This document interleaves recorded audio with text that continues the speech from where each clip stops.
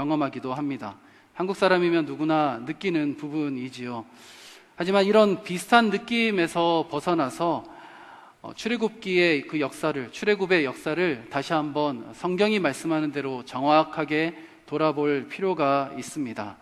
왜 하나님께서 열 재앙을 행하셨는지, 또 왜 하나님께서 홍해를 가르시고 또 광야로 인도하셔서 가나안 땅에 들어가게 하셨는지에 대한 의미를 정확하게 알아야 합니다.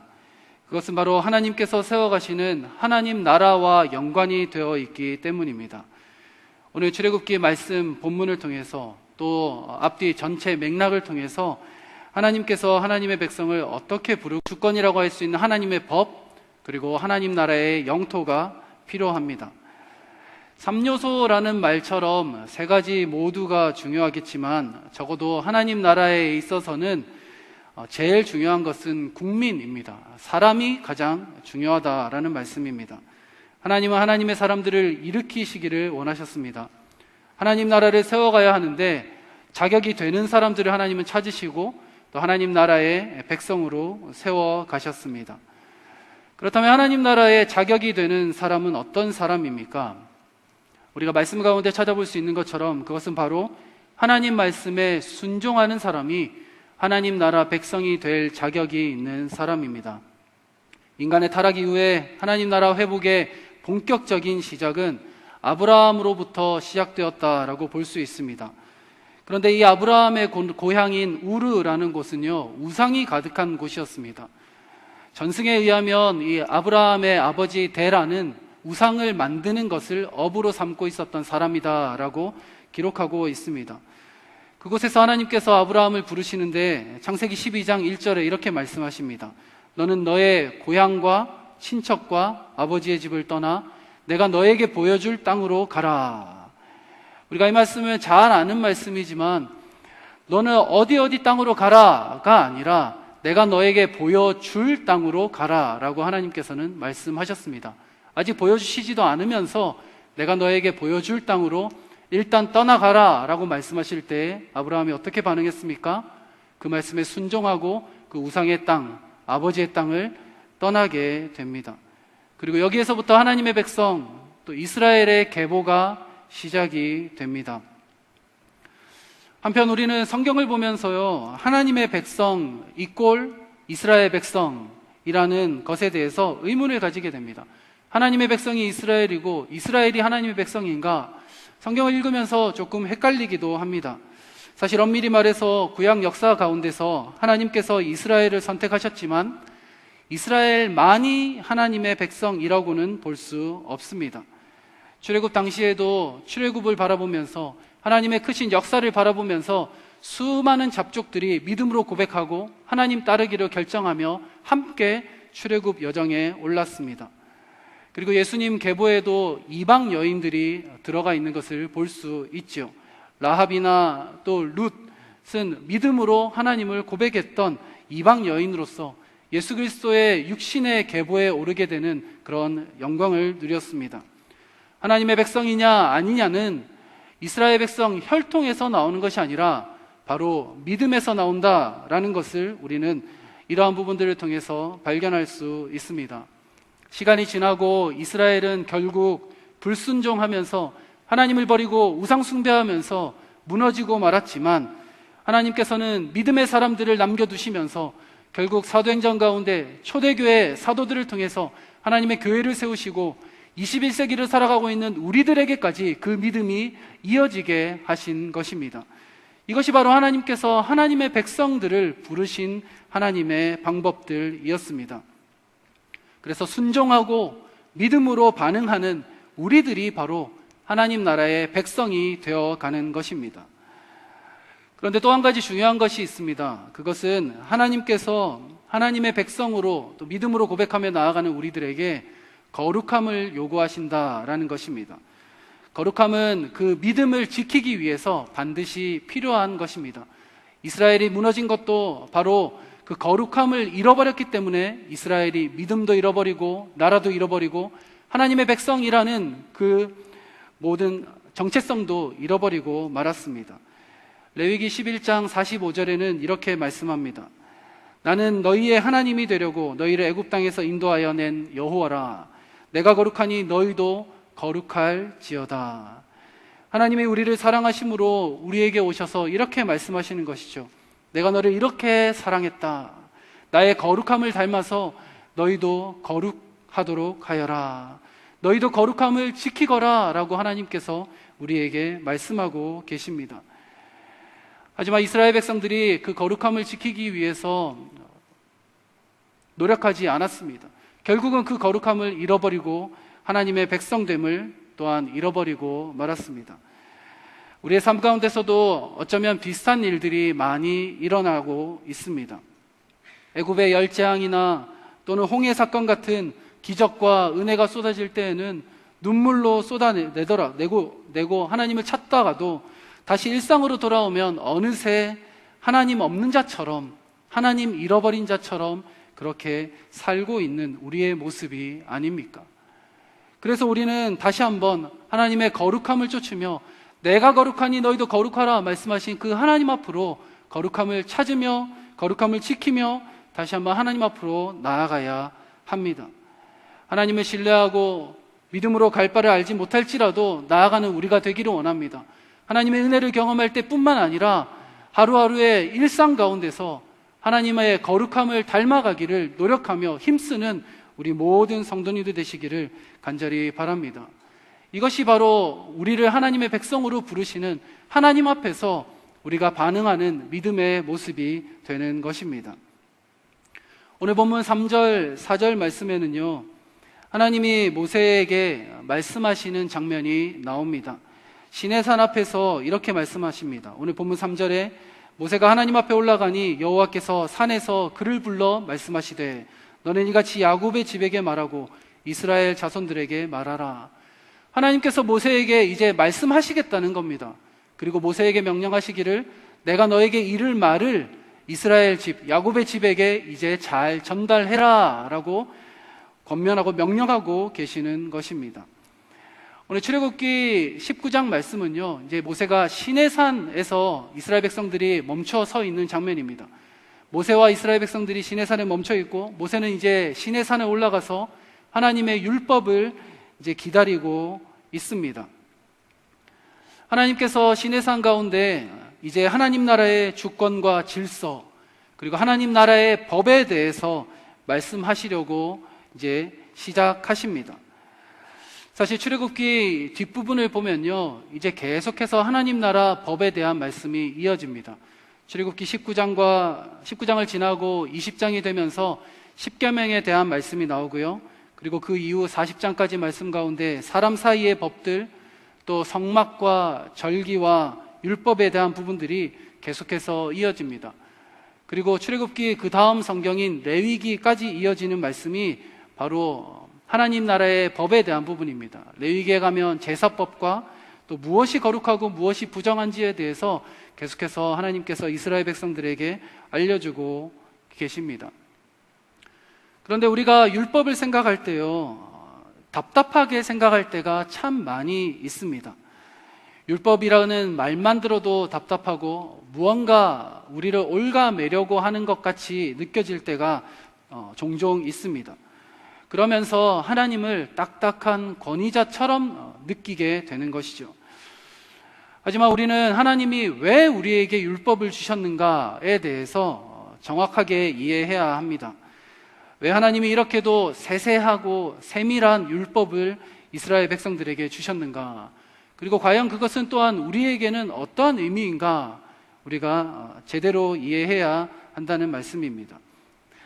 하나님께서 우리에게 율법을 주신 이유는요, 하나님께서 하나님의 백성을 사랑하셔서 따로 구별하시고 보호하시기 위해서 율법을 주셨습니다. 사실 율법의 목적은 하나님의 백성들이 거룩함을 지켜서 하나님 닮은 형상을 지키도록 하는 것이 바로 율법의 목적입니다. 본디 하나님께서 사람을 하나님의 형상대로 창조하셨는데 그 하나님의 형상을 잘 유지할 수 있게 하기 위한 것이 바로 율법의 목적이 됩니다. 그리고 그 거룩한 백성들이 하나님의 형상을 지켜서 살아가면서 서로가 서로를 돌아보고 서로가 서로를 힘을 다해 사랑하는 것, 이것이 바로 율법의 목적이었습니다. 예를 들어서요, 레위기 13장과 14장에 보면 나병에 대한 규례가 나옵니다. 피부에 어떤 부분이 나타나거든 그것은 문둥병, 나병이라는 것이 이렇게 분별하는 방법이 있는데 이렇게 해서 분별하고 제사장에게 검사를 받고 또 시간이 지난 뒤에 다시 검사를 받아서 나병임이 확실하거든 따로 구별하여서 성 밖으로 나가게 하라라는 말씀들이 레위기 가운데 나오게 됩니다. 왜 이런 명령들을 율법 가운데 포함시켰습니까? 전염성이 강한 나병을 하나님께서 그 전염병으로 온 이스라엘 가운데 돌기를 원치 않으셨기 때문입니다. 그래서 나병이 걸린 사람은 성 밖에 내보내도록 거룩함을 위해서 하나님께서 지키시기 위해서 그런 규례를 허락하셨던 것입니다. 레위기 25장에 넘어가면요, 안식년이나 희년에 대한 규례가 또한 나오게 됩니다. 이 희년의 규례, 또 안식년의 규례는요, 부한 자와 가난한 자의 경계를 무너뜨리는 부분이었습니다. 그리고 처음부터 다시 기회를 주시는 하나님의 은혜의 방법이 되었습니다. 사실 살다 보면 어떤 사람들은 행동이 조금 더 빠르고 또 수완이 좋아서 조금 더 돈을 많이 벌고 조금 더 땅을 더 많이 모으고 조금 더 종들을 더 많이 부리게 되는 그런 일들이 있을 수 있었습니다. 사실 이스라엘 가운데서도 그런 일들이 있었습니다. 어떤 사람들은 재산이 늘어가고 어떤 사람들은 재산이 점점 줄어갔습니다. 하지만 안식년이 7번 지난 49년 이후 50년째 되는 해에는 율법을 따라서 희년을 선포하고 그때가 되면 지금까지 내가 팔았던 모든 땅들 원주인에게도 돌아가게 되었습니다. 종의 신분이 되었던 자도 종의 신분을 해방받았습니다. 그리고 모든 사람들은 고향에 돌아가서 가족들과 함께 가족의 의무를 지키게 했습니다. 하나님께서는 부한 자든 가난한 자든 이제 평생 부하게 살고 평생 가난하게 살고 이제 더 도저히 희망 없고 소망 없는 삶을 살게 하시는 것이 아니라 희년을 통해서 다시 한번 처음부터 새롭게 시작할 수 있는 그러한 은혜를 허락하셨던 것입니다. 이것을 위해서 하나님께서는 안식년과 희년의 제도를 두셨습니다. 얼마나 하나님의 지혜가 깃든 제도입니까? 이렇게 레위기나 또 출애굽기 뒷부분의 율법들을 바라보면요, 하나님께서 얼마나 이스라엘 백성들을 사랑하셨는지, 얼마나 하나님의 백성들을 아끼시고 사랑하셨는지 우리는 발견할 수 있습니다. 또한 하나님께서 하나님의 백성들과 함께 교제하기 원하시고 또 어떻게 하면 예배하며 하나님과 친밀함을 누릴 수 있는지, 어떻게 하면 죄로부터 해방될 수 있는지 세세하게 율법을 통해서 기록해 주셨습니다.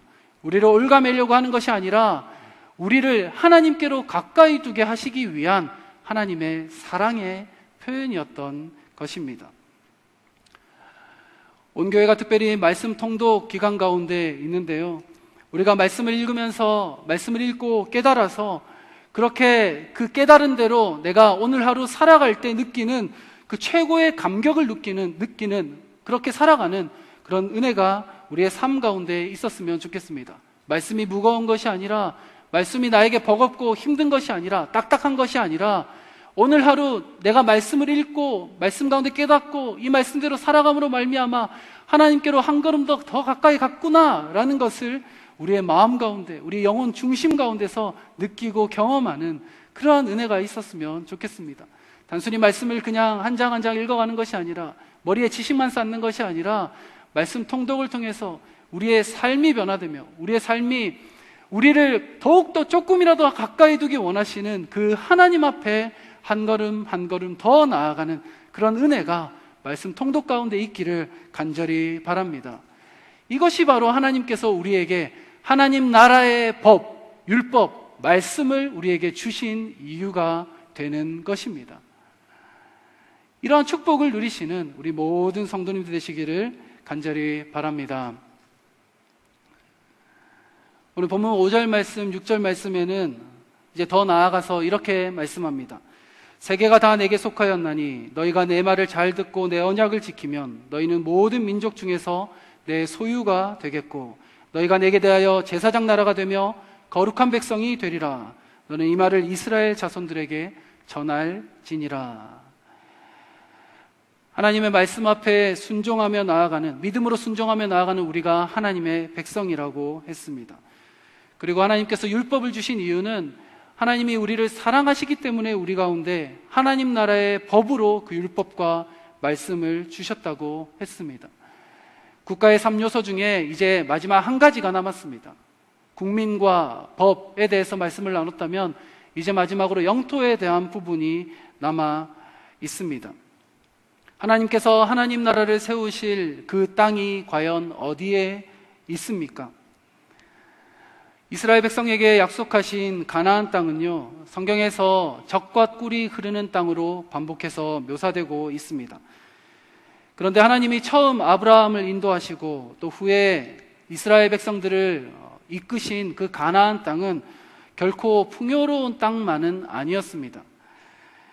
우리가 주일학교 때 성경 공부를 하면서 그림을 보면 정탐꾼들이 가나안 땅에 들어가서 정말 두 사람이 버겁게 일 만한 큰 포도송이를 두 사람이 함께 이렇게 지고 오는 그런 그림도 보이고, 여러 이런 정말 젖과 꿀이 흐르는 풍요로운 땅임을 우리는 여러 사파나 그림이나 묘사들을 통해서 들어왔습니다. 하지만 실제 가나안 땅은요, 결코 비옥한 땅이 아니라고 합니다. 일부 풍요롭고 비옥한 땅을 제외하면 비도 잘 안 오고 물도 부족하고 또 기온차도 심한 농사짓기 힘든 땅입니다. 비가 정말로 때를 맞춰서 잘 와줘야 농사를 잘 지을 수 있었습니다. 그렇다면 왜 하나님께서는 아브라함을 또 이스라엘 백성들을 가나안 땅으로 인도하셨겠습니까? 그것은 바로 가나안 땅에 하나님 없이 들어가서 풍요로움을 누리는 땅이 아니라 하나님이 함께 하셔서 축복으로 채워주실 때에 그제서야 비로소 젖과 꿀이 흐르는 땅임을 경험하도록 하나님께서는 이스라엘 백성들에게 보여주신 것입니다. 신명기 11장 14절에 이렇게 말씀하고 있습니다. 여호와께서 너희의 땅에 이른 비, 늦은 비를 적당한 때에 내리시리니 너희가 곡식과 포도주와 기름을 얻을 것이요. 하나님께서 늦은 비와 이른 비를 보내주신다라고 말씀하고 계십니다. 그제서야 비로소 곡식과 포도주와 기름을 이스라엘 백성들이 얻을 것이다 라고 말씀하고 있는 것이죠. 호세아 6장 3절에는 더 나아가서 이렇게 말씀합니다. 그러므로 우리가 여호와를 알자, 힘써 여호와를 알자. 그의 나타나심은 새벽빛같이 어김없나니 비와 같이 땅을 적시는 늦은 비와 같이 우리에게 임하시니라 하니라. 더 나아가서 하나님의 은혜를 입으며 풍요로움을 누리고 그 풍요로움을 안고 자기들만 만족하는 것이 아니라 그 풍요로움을 가지고 나아가서 열방 가운데 축복을 흘려보내주는 이들로 하나님께서는 아브라함을 그리고 이스라엘 백성들을 불러주셨습니다. 하나님께서 온 열방 가운데 있는 영혼들을 생각하실 때에 그들을 향한 안타까운 마음이 있으셨는데 그들을 향해 나아가는 그 사명을, 그 하나님의 일을 이스라엘 백성들에게 맡겨주셨던 것입니다. 젖과 꿀이 흐르는 땅 가나안 땅에 가서 이스라엘 백성들만 풍요로움을 누리면서 자신들의 배만 불리고 평안만 누리고 그렇게 끝이라는 것이 아니라 그들이 그 땅 가운데 하나님이 함께 하실 때에 누리는 그 풍요로움을 그들만 만족하고 나아가는 것이 아니라 온 열방 가운데 하나님이 함께 하실 때에 너희가 있는 그 땅도 가나안 땅이 되는 것이다. 너희가 있는 그 땅도 하나님께서 함께 하실 때에 약속의 땅이 되는 것이다. 그들에게 그 복음을 전하기를 원하셨던 것입니다. 성전에도 하나님의 이러한 뜻이 깃들어 있었습니다. 이방인들이 머물 수 있는 성전에 이방인의 뜰이라는 공간이 따로 있었습니다. 성전에 하나님께서 임재하시는 특별한 성소와 지성소가 있었지만 성전에 하나님의 백성, 택하신 백성, 이스라엘 백성들만 들어갈 수 있는 것이 아니라 언제라도 하나님의 영광을 보며 하나님의 역사를 보며 하나님의 이름 앞에 엎드리며 혈통으로는 이스라엘이 아니지만 영적 이스라엘로 하나님 앞에 엎드리며 나올 수 있는 이방인들을 하나님께서는 언제든지 환영하고 계셨던 것입니다. 그것을 잘 알고 있었던 솔로몬은 솔로몬의 성전을 건축하면서 역대하 6장 18절에 이렇게 고백했습니다. 하나님이 참으로 사람과 함께 땅에 계시리이까 보소서 하늘과 하늘들의 하늘이라도 주를 용납하지 못하겠거든 하물며 내가 건축한 이 성전 이우리이까. 그 성전을 넘어서서 하나님께서는 온 열방의 주인이시고 온 열방의 창조주이심을 솔로몬은 잘 알고 있었습니다. 그리고 성전에서 예배하지만 그 성전을 넘어서서 온 열방 가운데 하나님의 백성들이 복음을 들고 하나님의 이름을 들고 나아가며 하나님 나라를, 그리고 하나님 나라의 영토를 확장하기를 원하셨던 것입니다. 사랑하는 여러분, 우리의 삶 가운데 하나님과 동행함으로 말미암아 이곳이 가나안임을 경험하는 축복이 있으시기를 바랍니다. 하나님께서 함께 하실 때, 우리가 하나님 찾고 열심으로 하나님 섬길 때에 때를 따라 이른 비와 늦은 비를 내려주실 것입니다. 그것이 우리에게 풍요로움이 될 것입니다. 하지만 그것으로 만족하는 우리의 삶이 되지 않았으면 좋겠습니다. 우리가 진정으로 하나님이 함께 하심으로 말미암아 누리는 그 축복을 받아서 이제는 우리가 열방 가운데로 우리의 눈을 돌려 하나님 나에게 축복해 주심 감사합니다. 그 축복을 통해 내가 열방 가운데 하나님 보내시는 곳으로 나아가겠습니다. 한 걸음 한 걸음 전진하며 나아가는 우리가 되기를 원합니다. 그러한 축복이 있으시기를 간절히 바랍니다. 말씀을 마무리하겠습니다. 사실 오늘 본문 출애굽기 19장 5절 6절 말씀은요, 출애굽기의 핵심이 되는 말씀입니다. 그리고 더 나아가서 성경 말씀 가운데 아주 중요한 구절 중에 한 구절입니다.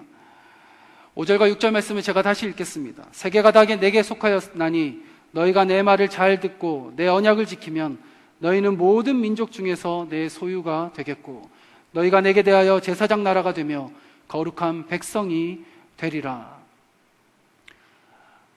하나님께서는 이스라엘 백성들을 택하셔서 하나님께서 하시고자 하시는 계획이 분명히 있으셨습니다. 하지만 이스라엘 백성들은 그 하나님의 계획을, 하나님의 뜻을 제대로 이해하지 못했습니다. 하나님이 우리를 택하셨구나, 우리는 특별한 민족이야 라는 데까지 그쳤습니다. 그리고 그것을 어설프게 누리다가 결국은 우상 숭배로 빠지고 범죄로 빠지고 결국은 분열된 이후에 이방민족에 다 멸망하고 말았습니다. 하나님의 소명을, 그 사명을 제대로 감당하지 못했던 것이죠. 하지만 하나님께서 이스라엘 백성들에게 진정으로 원하셨던 것은 무엇이었습니까? 그것이 바로 오늘 말씀 가운데 있습니다. 너희 이스라엘 백성들아, 너희가 나의 백성이지만 나의 백성인 그것으로 만족하지 말고 열방으로 나아가라. 나의 백성으로 선택받은 그것에 만족하지 말고 너희가 온 열방 가운데, 모든 민족 가운데 제사장 나라가 되어라. 사랑하는 여러분, 우리 교회가 이곳 그랜빌 땅 가운데 들어온 지 이제 6개월, 7개월이 지났습니다. 좋은 예배당과 또 좋은 지역 가운데 우리가 축복을 누리고 있습니다. 어떤 분들은 이런 말씀을 하시더라고요. 시드니가 장차 이제 점점 웨스트 지역으로 중심이 옮겨가는데 우리 교회가 이제 거기에 발맞추어서 큰 역할을 하게 될 것이다. 참 감사한 일입니다. 하지만 우리가 이 그랜빌 지역, 그리고 우리 이 그랜빌 예배당을 가나안으로 생각하고 거기에 멈춘다면 우리도 역사 속에 사라진 이스라엘과 다를 바가 없을 것입니다. 하나님께서 우리에게 도전하십니다. 오늘 말씀을 통해서 하나님 나라에 대해서 우리에게 보여주시면서 너희가 제사장 나라가 되어라, 너희가 제사장 교회가 되어라, 너희가 제사장이 되어라 라고 우리에게 말씀하고 도전하고 계시는 것입니다. 하나님께서 우리를 하나님의 백성으로 불러주십니다. 거룩함을 지키면서 하나님의 백성으로 온전히 서기를 원합니다.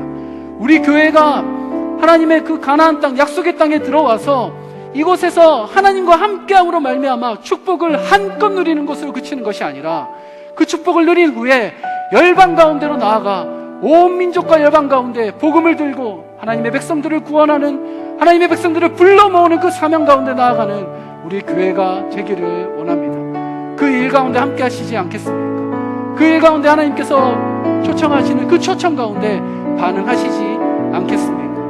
우리가 함께 오늘 기도하며 나아갈 때 이렇게 계속해서 성경을 말씀을 읽어 나가는 가운데 하나님 나라의 관점으로 우리가 말씀을 읽어 나가면서 하나님 나라의 삶을 살아가는 우리 모든 성도님들 되시기를 간절히 축원드립니다. 우리 함께 찬양하고 기도의 자리 가운데로 나아가기를 원합니다. 주를 위한 이곳에 하나님께서 찾으시는 그 거룩한 예배자, 하나님께서 찾으시는 그 거룩한 하나님의 백성, 하나님의 거룩한 나라 되기를 원합니다. 우리 함께 찬양으로 고백하시고 기도하며 나아가시겠습니다.